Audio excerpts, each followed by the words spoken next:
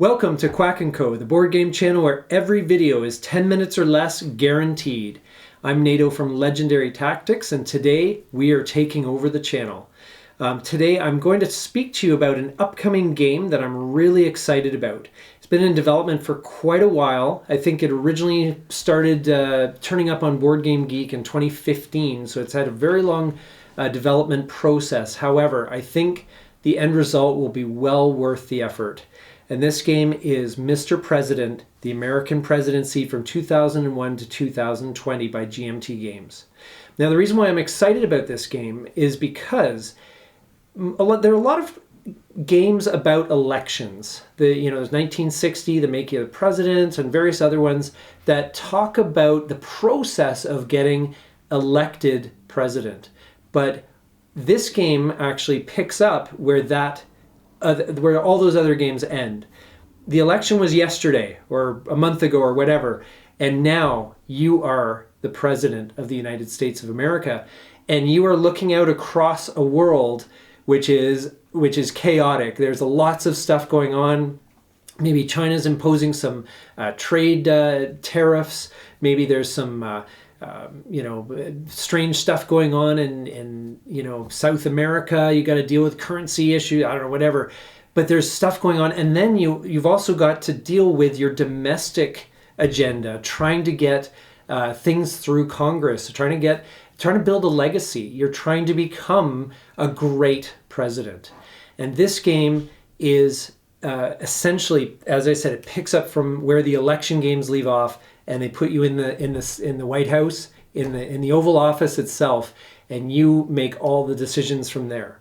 And the game is designed actually by Gene Billingsley, who is the owner of GMT Games, and there is a lot of really neat mechanics in here. It's a solitaire game, so now that means you can play with friends, but you're working together to kind of solve the world's problems. And you can play only one person as president, but you can have the vice president and secretary of state or whatever. You can take on your different roles and work together to beat the game. One of the most fascinating mechanics that I'm really interested in trying out is this idea of their event cards. Now, a lot of games have event cards. You flip the card, the event happens, you resolve it, and you move on. This has a little more of a choose-your-own-adventure type narrative where the event flips over, and then you have a choice. Let's say it's a domestic scandal. Let's say your vice president is involved in some tricky business. And so you have to decide, how do you handle that? Do you appoint a special prosecutor to deal with it? And kind of the ramifications might be bad.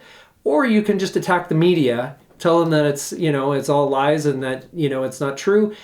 But if you choose that, then the event card gets put back into a deck of cards that will eventually resurface.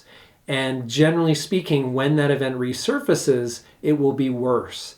So you have to balance the needs of your current situation, looking at all the stuff you want to do, and dealing with the incoming chaos and the incoming events that are happening, and figuring out, okay, you know what, I can live with this for now. I gotta do this, so I gotta just put off this event.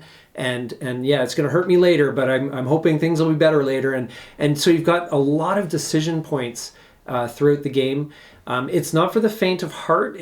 I haven't yet read the rules or anything like that. They've not yet been posted, but they do say it's probably to play a full game. You're looking probably anywhere from 5 to 10 hours, so it's not a short game. However, the idea from the words from the mouth of the designer himself, he wants to create a narrative that is so compelling that you just don't realize the time is passing, because the decisions that you're making, working with allies, trying to repair relationships, having rogue nations go off on you, and trying to deal with all that you have to work with, and all the resources that you have. You're the most powerful person in the world. However, That doesn't mean you have unlimited resources. You don't have unlimited resources of time and money and so forth to get done what you need to get done. So you have to plan very carefully and figure out, okay, what do I need to do? And again, the scope of it is not only to survive your presidency, but also to be reelected. So you also got to deal with that. And then on a bigger picture, sort of on the big stage, you got to think about your legacy. What sort of impact you want to have in the world in your 4 or 8 years as president? And it is very apolitical. It doesn't take a stance on any sort of political agendas. You're passing bills, but they're more generic, so you don't have to worry about any sort of political kind of bias or anything like that coming in. It's meant to be more the game and just the experience of passing bills. So you'll pass generic bills that like improve your legacy and that sort of thing, but it doesn't actually boil down to any specific issues or anything. So you're not going to deal with any tricky conversations or anything that way. But to me, it is going to be a little bit dense. I'll let you know that up front. However, the scope of it just to me seems incredibly fascinating, and I just can't think of another game that really puts you in that position, in that role where you are, in that space of leadership. And I mean, there are games where you are obviously you're building a kingdom or you're doing that sort of thing, but this is going to be much more detailed and very specific to the US.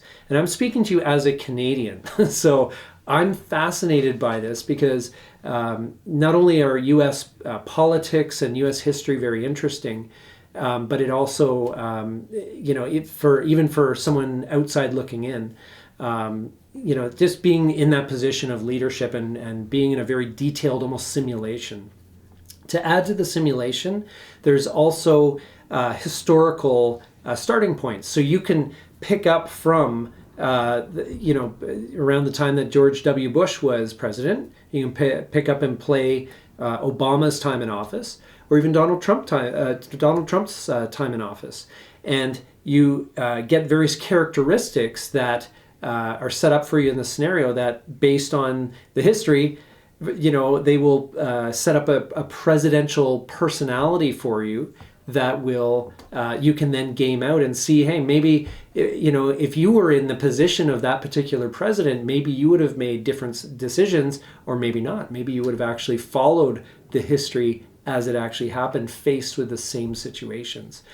So it's incredibly fascinating game, and as I said, it's not for the faint of heart. It's going to be an investment of time, but if you love narrative, if you love a game that tells a story, that was the focus of this game. It is not about politics per se, although that is part of it. It's not about a sort of a military operation per se and dealing with that. They're all there. And you have access to things like special forces and the CIA and all that stuff. But I think just as an experience, I think it's just going to be one of those games that really, for the right kind of person, I think it just is going to be one of those experiences that you're never going to forget. And even though it takes a good chunk of time to play through, it's going to be very, very memorable. And I think that it's definitely worth a look. And this is something that, for me, I've been watching this game on Board Game Geek and on the GMT website for the last probably year and a half, and it's one of my most highly anticipated games. And so I wanted to share that with you today, and and to take the opportunity to maybe let you know about a game you may not be on your radar yet, but hopefully it will be now. So until next time. Make sure that I'm going to have to paraphrase the phrase because I can never keep it straight. But anyway, the less time you're watching videos like this, the more time you could be gaming. And I hope you get those games to the table. Thank you so much for watching. And this is Legendary Tactics.